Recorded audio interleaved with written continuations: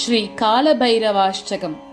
देवराज सेव्यमान पावनाङ्घ्रि पङ्कजम् व्यालयज्ञसूत्रमिन्दुशेखरम् कृपाकरम् नारदादियोगि वृन्द वन्दितम् दिगम्बरम् काशिकापुरादिनाथ कालभैरवम् भजे।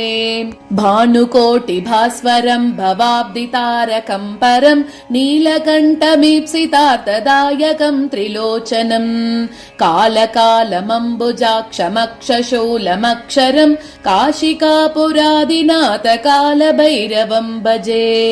शूलटङ्कपाशदण्डपाणिमादिकारणम् शामकायमादिदेवमक्षरम् निरामयम् भीमविक्रमम् प्रभुम् विचित्रताण्डवप्रियम् काशिकापुरादिनाथ कालभैरवम् भजे।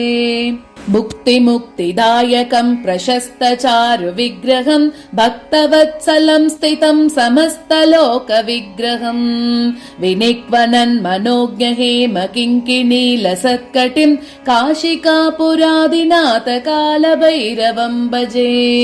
धर्मसेतुपालकम् त्वधर्ममार्गनाशकम् कर्मपाशमोचकम् सुशर्मदायकम् विभुम् स्वर्णवर्णशेषपाशशोभिताङ्गनिर्मलम् काशिकापुरादिनाथ कालभैरवम् भजे। रत्नपादुकाप्रभाभिरामपादयुग्मकम् नित्यमद्वितीयमिश्च दैवतम् निरञ्जनम् मृत्युदर्पनाशनम् करालदं श्रभूषणम् काशिकापुरादिनाथ कालभैरवम् भजे।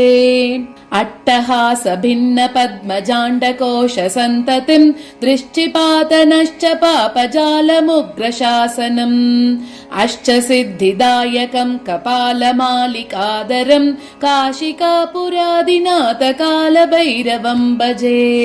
भूतसङ्गनायकम् विशालकीर्तिदायकम् काशीवासिलोकपुण्यपापशोधकम् विभुम् नीतिमार्गकोविदम् पुरातनम् जगत्पतिम् काशिकापुरादिनाथ कालभैरवम् भजे।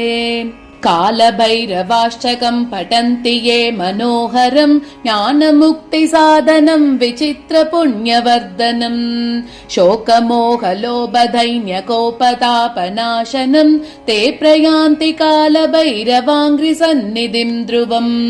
इति श्रीमत् शङ्कर भगवतः कृतौ श्री कालभैरवाष्टकम् सम्पूर्णम्।